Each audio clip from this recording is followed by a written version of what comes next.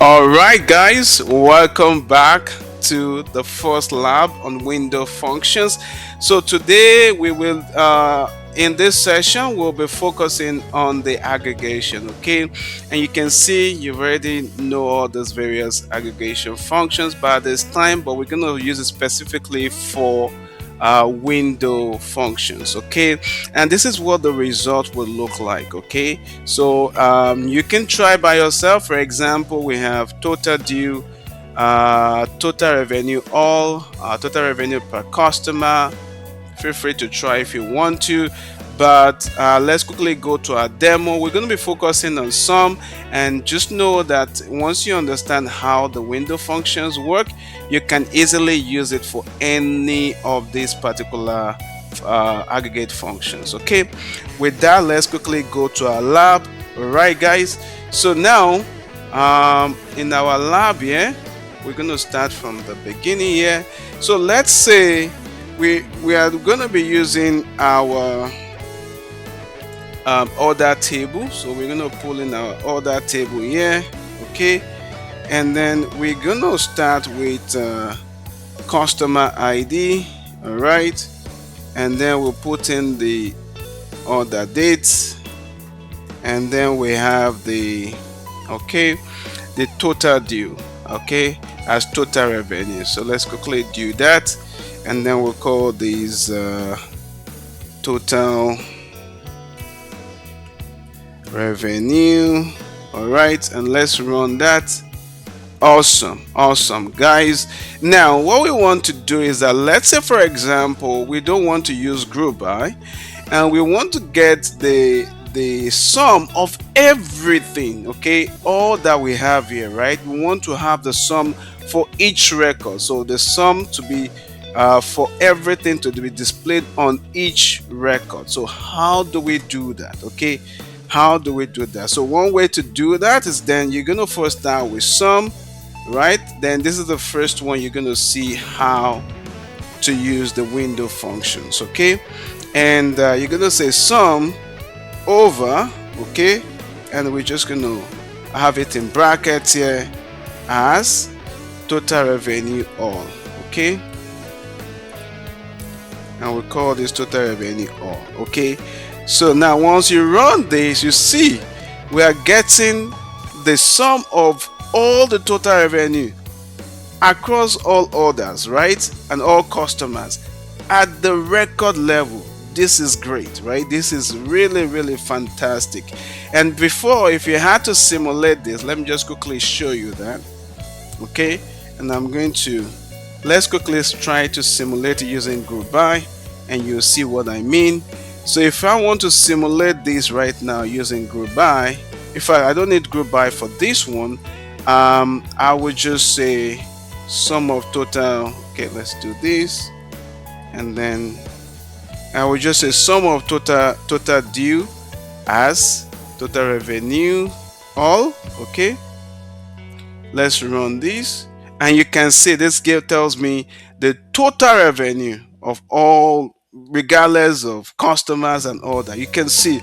And if we want to do this by customer, for example, then that's when we have to then add the group by, right? We'll say group by one, right, which is customer ID. We've gone through this before, and you can see. And then we're gonna say order by,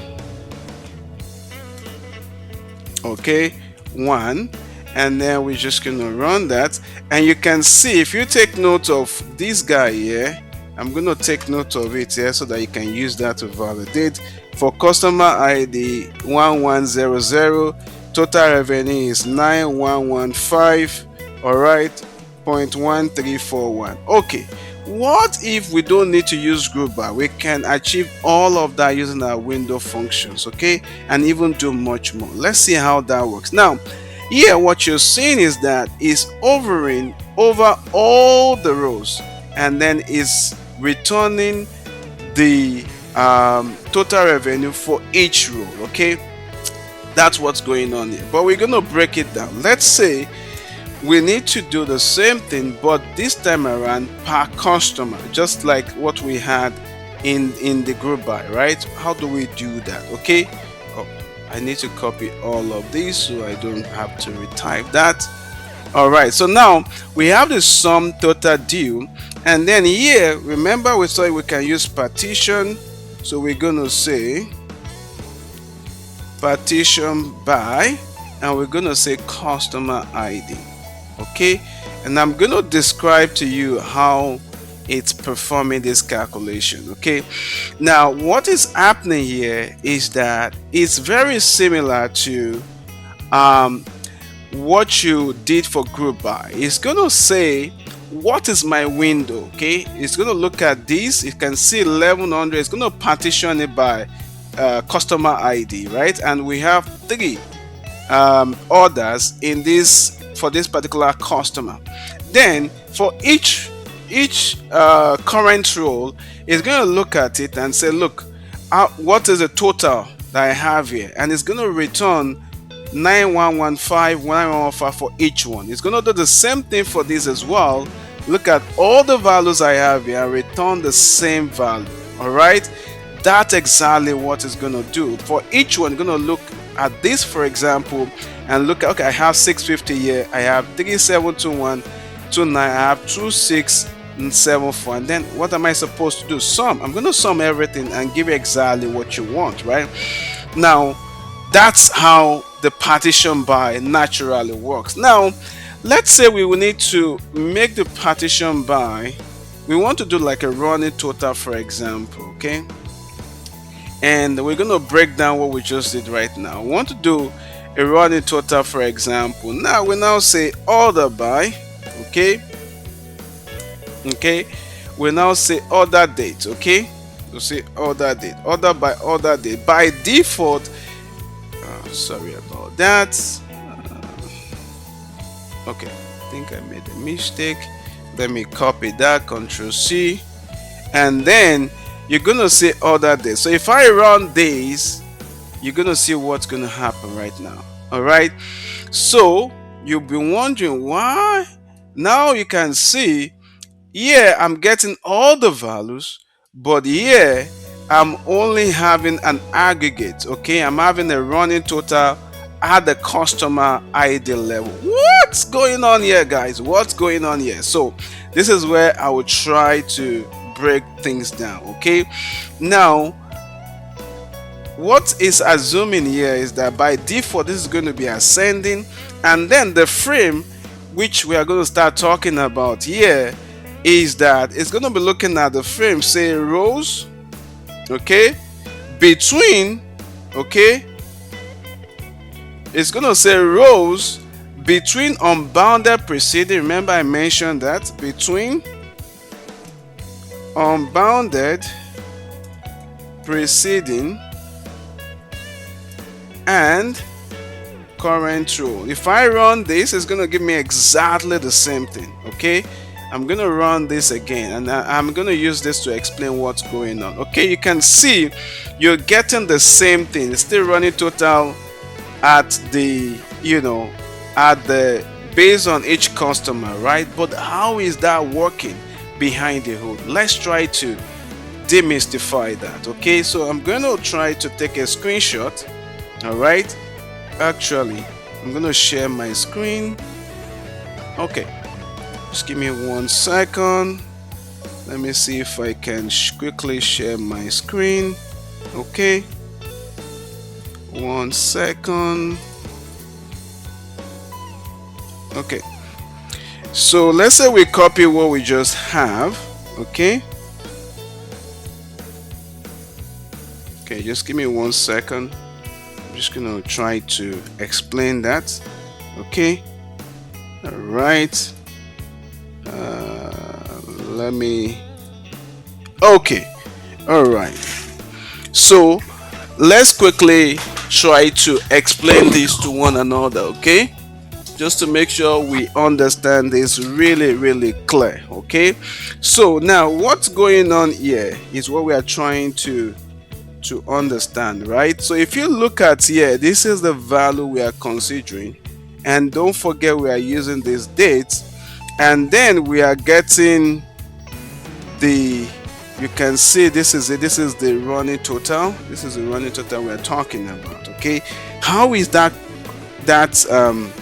being done right now? So one thing is that when we say unbounded preceding, right, I will use up, right? That's what I mean by unbounded preceding.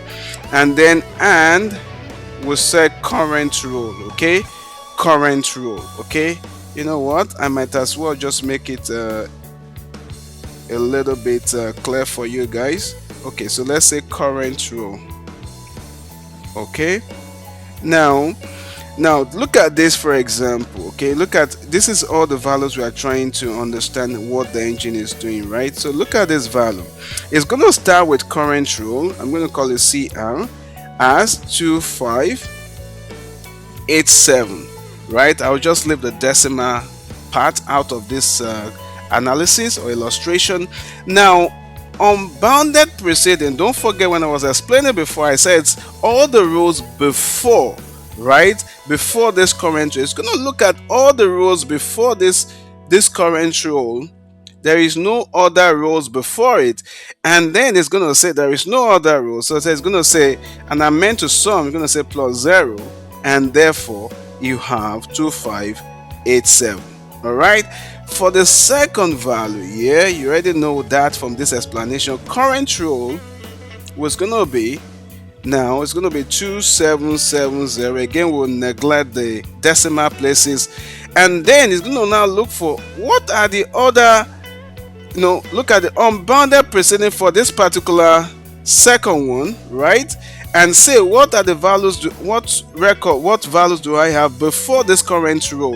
Say, oh, I have 2587. Okay, and then it's going to add both of them together and get you that 5338. All right, now it's going to do the same thing for the third one. Just for emphasis purposes, it's going to look at this current row. The current row I have here, this is the current row, is going to be 3756, and it's going to look at, looking at this partition, how many rows do I have before that? Well, I have 2 more rows before that. Okay, then it's going to say plus 2770 plus 2587, and then by the time you add all of that together, you get 9115. Okay, and we can still do one more, right, just to prove this understanding. So let's go back to our lab. Okay, let's go back to our lab,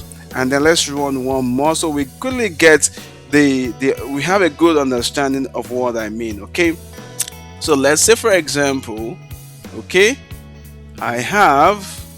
we want to create another illustration. Okay, let me drop this here, and I want to say that it doesn't matter the customer, right? I want running total for all the values. Okay, and then here, so that we can follow suit, I'm going to say order by the order date. Okay, it definitely is going to be default to ascending, but I can make it explicit as well. I'm going to say ascending. Okay, now you're going to see what's going to happen here. Order by these, and then rows between these. Okay, so it's going to do, you can see now our date is starting from here.